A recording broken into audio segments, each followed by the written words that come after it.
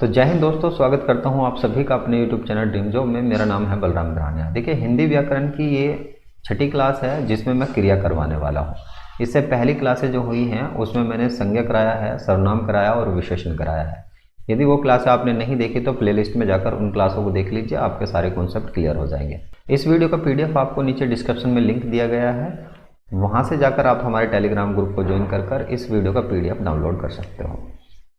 जैसे कि मैंने बताया कि आज की क्लास में क्रिया की लेने वाला हूं और क्रिया में मैं आपको कॉन्सेप्ट वाइज और थोड़ी सी जो ट्रिक होती है वो भी मैं समझाने वाला हूं। ट्रिक कितने परसेंट? तकरीबन 70% जो वाक्य हैं आपके ट्रिक से हो जाएंगे, लेकिन 30% वाक्य ज़्यादातर जिस टाइप से आजकल एग्जाम बन रहे हैं, थोड़े से टफ बन रहे हैं, तो वो आपके वहाँ पूछे जाते हैं, तो आपको वे क्वेश्चन भी सही हो जाएंगे, गलत नहीं होंगे। बने रहिए वीडियो के साथ। जब हम क्रिया की बात करेंगे तो क्रिया में यहाँ परिभाषा की बात करते हैं। सबसे पहले क्रिया होती क्या चीज़ है? देखिए, क्रिया में वाक्य के जिस शब्द या पद में, वाक्य है, कोई वाक्य लिखा हुआ है, उसमें शब्द और पद है, उसमें यदि कार्य के करने या होने का बोध होता हो। देखिए, क्रिया क्या होती है, मैं आपको इसे तो छोड़ दीजिए, आप ऐसे ही बता देता हूँ मैं आपको। किसी भी काम को करना क्रिया कहलाती है। सिंपल लैंग्वेज में समझिए आप। जैसे मैं अभी आपके लिए वीडियो बना रहा हूँ, तो जो मैं वीडियो बना रहा हूँ, काम कर रहा हूँ ना, करना, खाना, पीना, सोना, उठना, बैठना, ये सब चीज़ें जो होती हैं क्रियाएं होती हैं, और इन्हीं से हमारे क्वेश्चन निकल कर आते हैं। दरअसल एक वाक्य दिया होता है और उसमें पूछा जाता है इसके अंदर सकर्मक क्रिया है या अकर्मक क्रिया है। इस टाइप से क्वेश्चन बनते हैं। तो यहाँ पर मैं एक वाक्य लिख देता हूँ और उस वाक्य से हम बेटर समझ सकते हैं कि क्रिया होती क्या है। देखिए, यहाँ पर है माली पौधे को पानी दे रहा है। तो मैंने बताया किसी भी काम को करना, देना, खाना, पीना, सोना, उठना, बैठना, चलना, ये सब क्या है? क्रियाएं हैं। तो यहाँ पर जो ये मैंने वाक्य कलरफुल किया है, ये पूरा का पूरा पद क्या है? क्रियापद है, शब्द नहीं है। शब्द भी अभी आपको बताने वाला हूँ शब्द क्या है। देखिए, यदि आपसे केवल क्रिया पूछता है, इस वाक्य में क्रिया बताइए कौन से शब्द में है। अभी हमने पद और शब्द के बारे में पढ़ा है ना। तो यदि आपसे शब्द पूछता है तो दे जो है ये क्रिया शब्द है, और यदि रहा है की बात करेंगे तो इसको भी हम आगे जाकर पढ़ने वाले हैं, लेकिन यहाँ पर थोड़ा सा समझ लीजिए। ये क्या है? सहायक क्रिया है। आपने 10वीं 12वीं में इंग्लिश में पढ़े होंगे हेल्पिंग वर्ब के बारे में, जिसमें इज़ारम और वाज वर्ब जो हुआ करती थी वो हेल्पिंग वर्ब में यूज हुआ करती थी। तो यहाँ पर भी बस वही कॉन्सेप्ट है, ये कहलाती हैं हेल्पिंग वर्ब। इसके साथ साथ आपको 3 चीज़ें और करनी हैं जो जिससे आप बेटर तरीके से क्रिया को समझ पाओगे। नंबर 1, यहाँ पर आपने करना है कर्ता। आपको वाक्य में ये पता होना चाहिए कि कर्ता क्या होता है, क्योंकि इसमें आगे जब हम अकर्मक और सकर्मक पढ़ेंगे तो वहाँ पर आपको कर्ता का फैक्ट पता लगने वाला है। और दूसरा, आपको कर्म का पता चाहिए कि जो वाक्य होता है उसके अंदर कर्म क्या चीज़ होती है, यानी कर्म कारक क्या होता है। यदि आपने कारक नहीं पढ़े तो हमारे चैनल पर वीडियो पढ़ी है, प्लेलिस्ट में जाकर आप कारक की वीडियो को देखकर उस कॉन्सेप्ट को भी आप क्लियर कर सकते हो। किसी काम को करने वाला क्या होता है? कर्ता होता है। वाक्य में जिसके साथ ये को शब्द लगा होगा वो कर्म होगा, और कई बार ऐसा भी होता है कि को शब्द नहीं लगा होता, ये साइलेंट होता है, तब भी हमें कर्म का पता होना चाहिए। आगे जैसे वीडियो बढ़ेगी तो मैं थोड़ा सा आपको बता दूंगा, लेकिन डिटेल से समझने के लिए आपको इसकी पूरी वीडियो देखनी पड़ेगी। तीसरा जो फैक्ट आपको पता होना चाहिए, यहाँ पर धातु के बारे में पता होना चाहिए। ये धातु, दरअसल मैं मेटल के बारे में बात नहीं कर रहा, जो साइंस में होते हैं ना मेटल, धातु, उसके बारे में नहीं। दरअसल यहाँ पर क्या चीज़ है, जो हिंदी है, हिंदी में जो क्रिया होती है, क्रिया का जो मूल रूप होता है वो धातु होता है। और धातु कौन से हैं? यहाँ पर पढ़, जा, खा, खेल, ये सब धातु हैं। धातु के बारे में मैं लास्ट में आपको बताने वाला हूँ, क्योंकि इसका इतना बड़ा फैक्ट नहीं है, लेकिन धातु से यदि कोई क्वेश्चन बनेगा तो मैं लास्ट में समझा दूंगा। वैसे पूरी वीडियो करने के बाद ये धातु का आपको इतनी ज़रूरत भी नहीं पड़ेगी, वो भी आपका ऐसे ही क्लियर हो जाएगा। अब देखिए, क्रिया का मूल रूप मैंने धातु बताया है आपको। यदि धातु में हम ना जोड़ देते हैं, यानी कि ना जोड़ देते हैं, ये एक प्रत्यय है।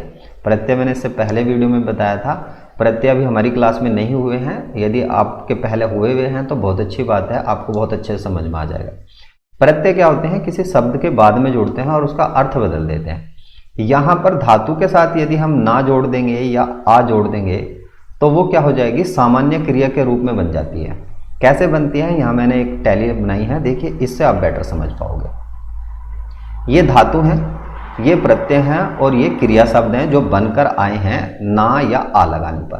पढ़ मूल धातु है, लिख, चल, इनमें हमने ना और आ लगाया तो इस तरह से हमें सामान्य क्रिया के रूप में ये शब्द मिले हैं। तो हम ये कह सकते हैं यदि किसी भी धातु में हम ना या आ का प्रयोग करते हैं तो वो क्या बन जाती है, क्रिया शब्द बन जाता है, मूल क्रिया शब्द बन जाता है। ठीक है, चलिए आगे बात करते हैं क्रिया के भेदों की। क्रिया के देखिए भेद जो हैं दो आधार पर पढ़ने हमने, एक तो है रचना के आधार पर और दूसरा प्रयोग के आधार पर। रचना के आधार से ज़्यादा क्वेश्चन बनते हैं, प्रयोग के आधार से कम क्वेश्चन बनते हैं। रचना के आधार पर दो होते हैं, एक तो अकर्मक और दूसरा सकर्मक। सबसे ज़्यादा क्वेश्चन इसी पार्ट से बनते हैं, इस पार्ट से इतने क्वेश्चन नहीं बनते, लेकिन एग्जाम जिस टाइप से बनते हैं तो आपको ये चीज़ भी पढ़नी पड़ेगी, इसका भी कॉन्सेप्ट समझना पड़ेगा।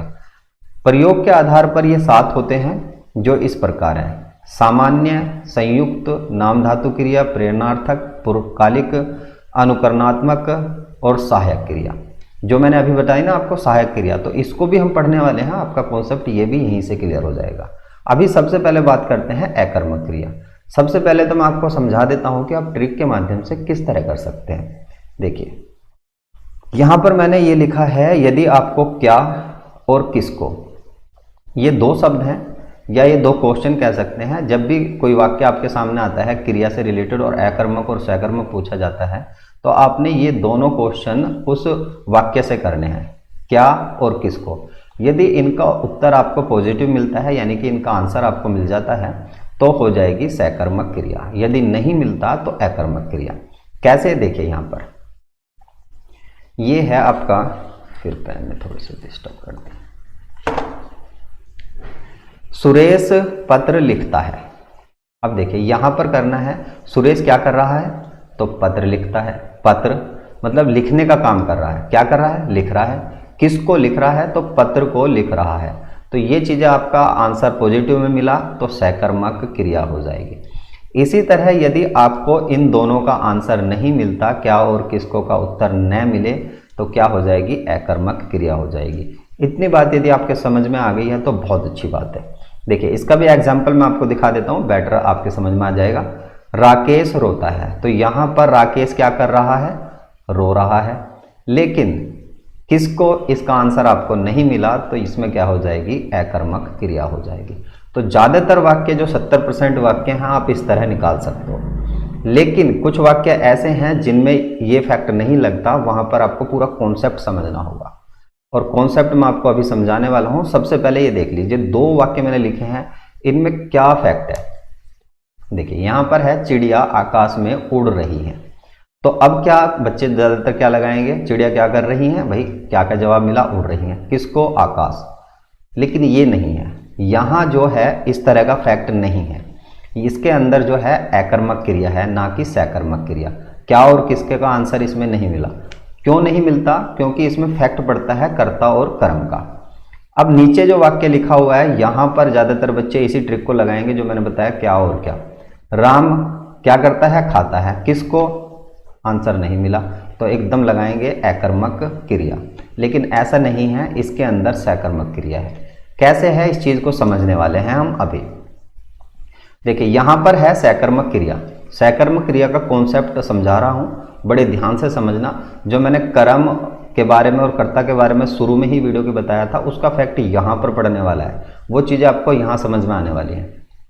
देखिए क्रिया का सीधा संबंध, यानी कि क्रिया का जो सीधा प्रभाव यदि कर्म पर पड़ता है। अब कर्म क्या था, देखिए जो उसके साथ जुड़ा हुआ था, कर्ता के साथ जुड़ा हुआ था, कर्म पर पड़ता है, तो क्या हो जाएगी, यहाँ पर सकर्मक क्रिया हो जाएगी। या कर्म होने की संभावना भी हो सकती है कर्म होने की, और करने का जो फैक्ट है वो सीधा का सीधा कर्म पर भी पड़ सकता है, या संभावनाएं भी हो सकती है। कुछ ऐसे वर्ड हैं जहाँ पर संभव हो कि कर्म होगा ही होगा, चाहे वो साइलेंट हो, दिखाई ना दे रहा हो, या लिखा हुआ ना हो। यहां पर आप देख सकते हो इस तरह, महेश समाचार पत्र पढ़ता है, तो इसे कैसे समझ सकते हो आप। देखिए महेश क्या है, करता है, मैंने शुरू में ही बताया था, करता है। समाचार जो पत्र है ये क्या है, कर्म है, मैंने नीचे लिखा हुआ है, यहां से बताता हूं आपको। देखिए यहां से समझ पाओगे आप। महेश क्या है, इसमें करता है, और पढ़ना जो है ये क्रिया है, और समाचार पत्र क्या है, कर्म है। तो आप इस तरीके से समझ सकते हो। अब देखिए जो पढ़ने का जो फैक्ट है ना, मैंने बताया क्रिया का सीधा प्रभाव कर्म पर पड़े। अभी मैं इसको जरा क्लियर कर देता हूं और फिर समझाता हूं। पढ़ने का जो फैक्ट है वो सीधा का सीधा कर्म पर पढ़ना चाहिए, और इसमें कर्म क्या है? समाचार पत्र है। और पढ़ा किसको जा रहा है? समाचार पत्र को, ना कि महेश को। महेश पढ़ने वाला है, उसको पढ़ा नहीं जा रहा, उसके ऊपर कुछ लिखा हुआ नहीं है जो उसे पढ़ रहे हो। पढ़ा किसको जा रहा है? तो समाचार पत्र को पढ़ा जा रहा है। दूसरा वाक्य यहां पर लिखा हुआ है किसान फसल काटता है। अब आप इस वाक्य से और बेटर समझ पाओगे। देखिए, इसके अंदर आप देख सकते हो किसान जो है वो करता है, क्रिया क्या है? काटने की क्रिया हो रही है। कर्म क्या है? कर्म फसल है। तो यहां पर जो काटा जा रहा है, फसल को काटा जा रहा है, ना कि किसान को काटा जा रहा है। किसान काटने वाला है, उसको ऐसा नहीं कि उसको बीच में के काटा जा रहा है। क्रिया का फैक्ट पड़ रहा है फसल पर, ना कि किसान पर। तो जहां पर भी ऐसा मिले कि कर्म, तो मैंने अभी इसमें यही बताया कि कर्म पर यदि सीधा प्रभाव पड़ता है क्रिया का, काम के करने का प्रभाव सीधा कर्म पर पड़ेगा तो सकर्मक क्रिया हो जाएगी, और यदि कर्म पर नहीं पड़ेगा तो अकर्मक क्रिया हो जाएगी। यहां पर देखिए, यहां पर यह वाक्य लिखा हुआ है राम खाता है। अब देखिए, यहां पर कर्म होने की बहुत ज्यादा संभावनाएं हैं। जब वाक्य में कहा गया है कि खाता है तो कुछ ना कुछ तो खा रहा होगा, चाहे वो फल खा रहा हो, चाहे अमरूद सेब या कुछ खाना खा रहा हो, तो कुछ तो जरूर खा रहा होगा। तो यहां कर्म होने की संभावना है, इसलिए इसके अंदर क्या होगी? सकर्मक क्रिया होगी, जो मैंने अभी थोड़ी देर पहले आपको बताया था। तो इस तरह से आपका कॉन्सेप्ट क्लियर हो जाएगा, तो बहुत अच्छे से आपका एग्जाम में कोई भी क्वेश्चन नहीं रहने वाला। बड़े आराम से आप कवर कर पाओगे किसी भी एग्जाम में, कितना ही हार्ड क्वेश्चन बना दे एग्जाम में। सेकंड नंबर पर देख लेते हैं अकर्मक क्रिया। अब यहां पर क्या है? वाक्य में जिन क्रियाओं के कार्य का फल, अब यहां पर वही है, कार्य का जो फल है वो सीधा इस बार कर्ता पर पड़ने वाला है। इससे पहले किस पर पड़ रहा था भाई? कर्म पर पड़ रहा था। इस बार किस पर पड़ने वाला है? कर्ता पर पड़ने वाला है। जैसे यहां पर देखिए, चिड़िया आकाश में उड़ रही हैं। क्रिया क्या है? उड़ने की हो रही है। कौन उड़ रही हैं? तो चिड़िया उड़ रही हैं, ना कि आकाश। आकाश वहां का वही है, चिड़िया आकाश में उड़ रही हैं। तो उड़ने की जो काम कर रहे हैं ना, तो वो कौन कर रही हैं? चिड़िया कर रही हैं। तो इस तरह से इस वाक्य में यही लिखा हुआ है, जो कार्य है उसका फल सीधा कर्ता पर। नीचे और वाक्य देख लेते हैं। देखिए, इसमें है यहां पर बच्चा रो रहा है। रोने की जो क्रिया हो रही है ना, वो किस पर हो रही है? बच्चे पर। बच्चा रो रहा है, तो क्रिया कौन कर रहा है? रोने की बच्चा कर रहा है। जहां पर सीधा सीधा संबंध जो होगा क्रिया का वो कर्ता से होगा, तो आप बहुत आराम से लगा पाओगे, बहुत अच्छे से लगा पाओगे अकर्मक क्रिया। यहां पर मैं आपको ये दिखा देता हूं, उड़ रही हैं, ये क्या है? प्रभाव सीधा सीधा उड़ने का प्रभाव किस पर है? चिड़िया पर है। रो रहा है, कौन रो रहा है? बच्चा, यानी बच्चा करता है, इसमें चिड़िया करता है, तो कर्ता पर ही फैक्ट पड़ता है यदि क्रिया का, तो अकर्मक क्रिया हो जाएगी। आप बहुत अच्छे से समझ पाए होंगे। नहीं समझे तो वीडियो को फिर एक बार दोबारा से देखिए, आपका कॉन्सेप्ट क्लियर हो जाएगा। मैंने लैंग्वेज बहुत आसान रखी है। आगे बात करते हैं प्रयोग के आधार पर क्रिया। अब प्रयोग के आधार पर मैंने बताया था आपको 7 प्रकार होते हैं। अब 7 प्रकारों को कैसे समझ सकते हो आप? यदि एग्जामिनर क्वेश्चन बना भी देता है, हालांकि यहाँ से बहुत कम क्वेश्चन बनते हैं, लेकिन यदि बना भी देता है तो फिर आप कैसे कर पाओगे? देखिए, यहाँ पर सबसे पहले ले लेते हैं सामान्य क्रिया। सामान्य क्रिया में क्या है? जहाँ पर एक ही क्रिया हो, सिंपल क्रिया, सिंगल, पूरे वाक्य के अंदर एक ही क्रिया हुई हो। जैसे मोहन गया, रीता उठी, लोग भागे। तो यहाँ पर भागने की जो क्रिया है सिंगल है। अभी यहाँ पर संयुक्त क्रिया से आप इस क्रिया को बड़े आराम से समझ पाओगे। संयुक्त क्रिया क्या है? देखिए, जहां पर 2 क्रिया एक साथ हुई हो। संयुक्त क्रिया में 2 क्रिया, मैं खाना खा चुका हूं, तो चुका हूं ये भी एक क्रिया है। खाना जो खा पी सो, ये भी क्या है? क्रिया है। तो यहां पर ऐसे कह सकते हैं, खा चुका हूं, जा रही है, जा चुका है, ये संयुक्त क्रिया, यानी 2 क्रिया एक साथ हुई हैं, तो क्या हो जाएगा? संयुक्त क्रिया। और यदि क्रिया सिंगल है तो सामान्य क्रिया कहलाएगी। तीसरे नंबर पर बात करते हैं नाम धातु क्रिया। अब नाम धातु क्या होता है? तो नाम धातु संज्ञा, सर्वनाम और विशेषण आदि शब्दों से बनने वाली क्रियाएं इन शब्दों से बनती हैं। संज्ञा सर्वनाम मैंने पहले ही पढ़ा दिया आपको, वो आपने बहुत अच्छे से पढ़ा है, तो ये चीजें भी आपके बहुत आराम से समझ में आ जाएगी। संज्ञा से क्या होगा? बतियाना, बात से हो जाएगा बतियाना, शर्म से हो जाएगा शर्माना, फिल्म से हो जाएगा फिल्माना। तो फिल्म जो है ये संज्ञा शब्द है, शर्म भी संज्ञा शब्द है, बात भी संज्ञा शब्द है। यदि बात में क्या जोड़ देंगे, ये शब्द जोड़ देंगे तो बतियाना बन जाएगा, बतियाना क्या हो जाएगी, क्रिया हो जाएगी। शर्म में आना जोड़ देंगे तो शर्माना हो जाएगा, उसी तरह फिल्म में आना जोड़ देंगे तो ये क्या हो जाएगा, फिल्माना हो जाएगा। तो यदि संज्ञा शब्दों में हम इस तरह के शब्द जोड़ते हैं और वो क्रिया में कन्वर्ट हो जाते हैं तो वो क्या कहलाती हैं, नाम धातु क्रिया कहलाती है। सर्वनाम भी इसी तरह है। सर्वनाम ये अपना, मैं, तू, अपना, ठीक है, वह, यह, ये सब क्या थे, सर्वनाम थे, हमने पिछली वीडियो में पढ़ा ही था। तो अपने में क्या हो जाएगा, अपनाना, इसके अंदर क्या जोड़ा जाएगा, ना जोड़ दिया जाएगा तो अपनाना हो जाएगा। इस तरह से आप लगा सकते हो। विशेषण देखिए, तोतला, तोतलापन, कालापन, भूरा, गोरा, ऊंचा, लंबा, झूठा, ये सब क्या है, विशेषताएं हैं। इसमें क्या जुड़ा है, ना जुड़ा है तो ये क्या बन गई, क्रिया बन गई। ऐसे ही भोगी, भोगी को भोगना बन जाएगा। तो इस तरह आप समझ पाए होंगे यहाँ पर नाम धातु क्रिया को भी। आगे चौथे नंबर पर बात करते हैं तो ये आ जाएगी प्रेरणात्मक क्रिया, प्रेरणार्थक क्रिया। अब इसको कैसे समझ सकते हो, देखिए, कर्ता स्वयं कार्य न कर कर, अब सिंपल इसे छोड़ दीजिए, आप लैंग्वेज के चक्कर में मत पड़िए। प्रेरणात्मक, जब भी किसी वाक्य के अंदर ऐसी प्रेरणा दी जाए कि कार्य खुद ना कर कर दूसरे को सलाह दी जाए या दूसरे से करवाया जाए या दूसरे को प्रेरणा दी जाए तो उसमें प्रेरणात्मक क्रिया होगी। जैसे लिखना से क्या हो जाएगा, लिखवाना, करना से क्या हो जाएगा, करवाना, धुलना से क्या हो जाएगा, धुलवाना। यहाँ पर आप वाक्य देख सकते हो इस तरह, अध्यापक छात्र से कविता लिखवाता है, पिता बच्चों से पानी मंगवाता है। तो यहाँ पर प्रेरणा दी गई है, तो इस तरह जिन वाक्यों में इस तरह के शब्द होंगे वो प्रेरणात्मक क्रिया कहलाएगी। जो पांचवें नंबर पर आ जाती है, पांचवी आ जाती है पूर्वकालिक क्रिया। अब पूर्वकालिक क्रिया कैसे होगी, देखिए यहाँ पर दो क्रियाएं होंगी, एक खत्म होगी और दूसरी स्टार्ट हो जाएगी। दादाजी दवा पीकर सो गए, तो एक तो पीकर सो गए, पीकर दवा पी है, इन्होंने पीने की क्रिया की है, और दूसरी सोने की। एक क्रिया खत्म की और दूसरी स्टार्ट हो गई। तो इस तरह यहाँ पर क्या हो जाएगी, पूर्वकालिक क्रिया आ जाएगी। जैसे मैं प्रधानमंत्री से मिलकर, पहले तो मिला है, मिलने की क्रिया की है और फिर आया है। तो इस तरह जहां पर एक क्रिया खत्म होकर दूसरी स्टार्ट होगी, पूर्वकालिक क्रिया हो जाएगी। सहायक क्रिया की बात करें तो सहायक क्रिया को आप, मैंने पहले भी बताया था, बड़े आराम से पहचान सकते हो। देखिए यहाँ पर मैं सीधा आपको क्वेश्चन की ओर लेके चलता हूँ। यहाँ पर रहा है, ये सहायक क्रिया है हेल्पिंग वर्ब के रूप में, मैंने शुरू में ही बताया था। यहाँ पर है की बात करेंगे तो ये भी हेल्पिंग वर्ब के रूप में ही है। यहाँ पर था की बात करेंगे तो ये भी हेल्पिंग वर्ब के रूप में ही है, यानी कि सहायक क्रिया के रूप में। वह कल आया था, तो आने की तो क्रिया है और ये था जो लगा हुआ है ये हेल्पिंग यानी कि सहायता के लिए लगा हुआ है, तो सहायक क्रिया हो जाएगी। लास्ट जो आ जाती है अनुकरणात्मक क्रिया हो जाएगी। अब अनुकरणात्मक क्रिया क्या हो जाएगी, यहाँ पर दरअसल जो आवाजें होती है ना, ध्वनि जो होती है, ध्वनि का अनुकरण जहाँ पर भी मिलेगा आपको वहाँ पर अनुकरणात्मक क्रिया हो जाएगी। जैसे यहाँ पर है खटखट, खटखट से क्या बन जाएगा, खटखटाना या खटखटाहट। भिन भिन से क्या बन जाएगा, भिन भिनाना या भिन भिनाहट।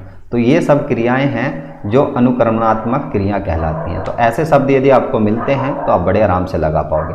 लास्ट में बस 2-3 पॉइंट और देख लीजिए, उसके बाद ये वीडियो खत्म हो जाएगी। यहाँ पर एक चीज़ तो आपने ये याद रखनी है, जो व्याकरण में जो क्रिया है ये एक विकारी शब्द है। अभी विकारी शब्द भी हमने नहीं पढ़े हैं, हमारी क्लास नहीं हुई, यदि पढ़ रखे हैं तो बहुत अच्छी बात है आपकी। क्रिया के रूप से ये क्वेश्चन पूछा गया है, 2-3 बार क्वेश्चन आ चुका है, इसको बड़ा ध्यान से पढ़िए। क्रिया के जिस रूप से संज्ञा सर्वनाम के लिंग वचन इनका पता लगता हो, लिंग वचन अभी नहीं हुए हमारे भी, लेकिन यदि लिंग वचन का पता लगता हो किससे, क्रिया से, तो आपने ये चीज समझनी है, क्रिया वो चीज है जो क्या बताती है वाक्य में लिंग और वचन के बारे में।